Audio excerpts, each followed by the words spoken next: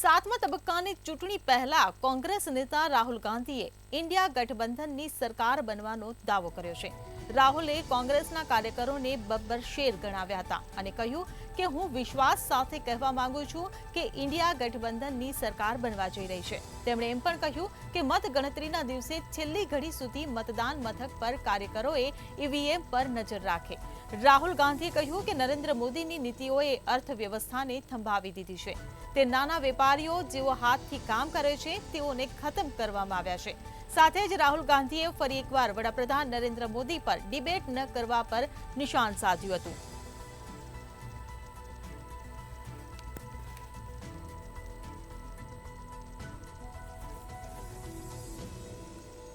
તો રાહુલ ગાંધીએ પીએમ મોદી પર નિશાન સાધ્યું છે। ઇન્ડિયા ગઠબંધનની સરકાર બનવાનો રાહુલ ગાંધીએ દાવો કર્યો છે। તો સાથે જ રાહુલ ગાંધીએ કોંગ્રેસના કાર્યકરોને બબ્બર શેર ગણાવ્યા છે। તો છેલ્લી ઘડી સુધી કાર્યકરો ઈવીએમ પર નજર રાખે તેવી સૂચના પણ આપવામાં આવી છે। તો નરેન્દ્ર મોદીની નીતિઓએ અર્થવ્યવસ્થાને થંભાવી દીધી હોવાનો વડાપ્રધાન નરેન્દ્ર મોદી પર રાહુલ ગાંધીએ આક્ષેપ કર્યો છે। તો આ સાથે જ એવો પણ આક્ષેપ કર્યો છે કે નરેન્દ્ર મોદીએ નાના વેપારીઓને ખતમ કરવા માંગે છે। તો વધુમાં ડિબેટનો મુદ્દો પણ રાહુલ ગાંધીએ કહ્યો છે। રાહુલ ગાંધીએ કહ્યું કે પીએમએ મારી સાથે ડિબેટ પણ ન કરી કે જેનો ડિબેટ માટે રાહુલ ગાંધીએ નરેન્દ્ર મોદીને પડકાર ફેંક્યો હતો। તો સાતમા તબક્કાની ચૂંટણી યોજાવાની છે, મતદાન થવાનું છે, ત્યારે હવે રાહુલ ગાંધી પીએમ મોદી પર પ્રહાર કરી રહ્યા છે। ઇન્ડિયા ગઠબંધનની સરકાર બનવાનો દાવો કરી રહ્યા છે। તો સંવાદદાતા દિવ્યેશ પરમાર આપણી સાથે લાઈવ જોડાઈ ગયા છે। જે દિવ્યેશ, રાહુલ ગાંધીએ ઇન્ડિયા ગઠબંધનની સરકાર બનવાનો દાવો પણ કર્યો છે અને સાથે ફરી મુદ્દો ઉઠાવ્યો છે કે નરેન્દ્ર મોદીએ તેમની સાથે ડિબેટ ન કરી। શું નરેન્દ્ર મોદી રાહુલ ગાંધીથી ડરી ગયા? जी बिल्कुल थी जे प्रकारे अंतिम तबक्काનું જે મતદાન છે આ અંતિમ તબક્કાના મતદાન પહેલા જ રાહુલ ગાંધી જે છે તેમણે ઇન્ડિયા ગઠબંધન છે તેમની સરકાર બનવાનો દાવો કર્યો છે। રાહુલ ગાંધી છે તેમણે કહ્યું છે કે જે પ્રકારે આ ઇન્ડિયા ગઠબંધનની જે સરકાર છે તે સરકાર બનવા જઈ રહી છે અને રાહુલ ગાંધીએ આ તમામને કહી શકાય કે ખાસ કરીને કોંગ્રેસના જે કાર્યકર્તાઓ છે તેમને બબ્બર શેર ગણાવ્યા હતા। તેમણે કહ્યું હતું કે હું વિશ્વાસ સાથે કહું છું કે ઇન્ડિયા ગઠબંધનની જે સરકાર છે તે બની રહી છે અને ખાસ કરીને જે મતદાન છે મતદાન સાતમા તબક્કાનું થશે ત્યારે છેલ્લે સુધી ઈવીએમ મશીન પર નજર રાખવામાં આવશે।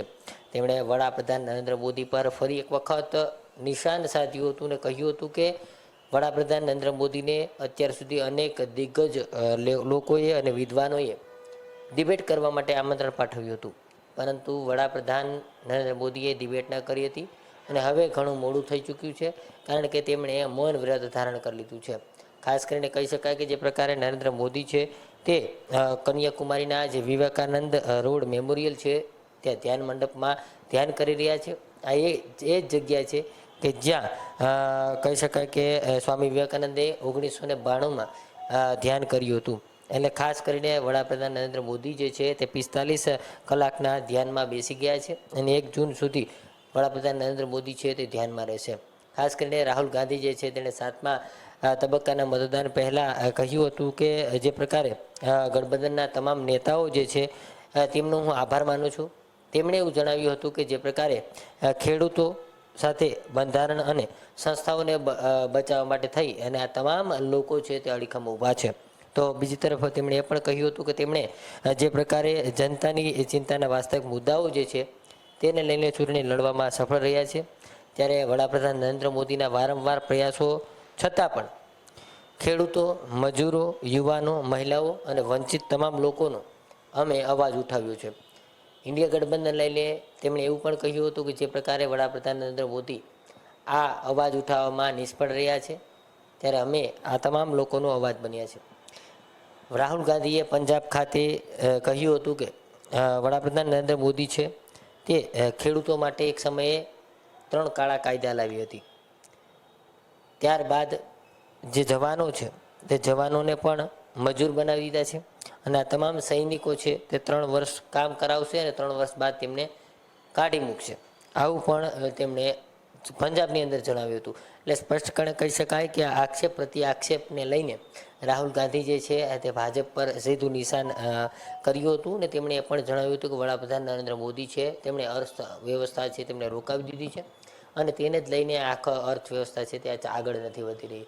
આ તમામ બાબતોને લઈને રાહુલ ગાંધી જે છે તેમણે વડાપ્રધાન નરેન્દ્ર મોદી પર આક્ષેપો કર્યા હતા અને સીધા જ પ્રહાર કર્યા. સાતમા અને અંતિમ તબક્કાનું જે મતદાન છે તે મતદાન પહેલાં રાહુલ ગાંધી છે તેમણે આ પ્રકારે આક્ષેપબાજી કરી હતી અને હાલ વડાપ્રધાન નરેન્દ્ર મોદી જે છે તે ધ્યાનમાં બેઠા છે અને તેને જ લઈને રાહુલ ગાંધી છે તેમણે ડિબેટ કોઈ સાથે ન કરી વડાપ્રધાને અને તેને લઈને ટિપ્પણીઓ અને તેને લઈને તેમણે ટ્વીટ તેમજ તેમના પર આક્ષેપો કર્યા હતા. જી જે દિવ્ય સમગ્ર માહિતી આપવા બદલ આભાર. તો આવતીકાલે 7મા તબક્કાની ચૂંટણી યોજાવાની છે ને ચૂંટણી યોજાય તે પહેલા જ કોંગ્રેસ નેતા રાહુલ ગાંધીએ ઇન્ડિયા ગઠબંધનની સરકાર બનવાનો દાવો કર્યો છે.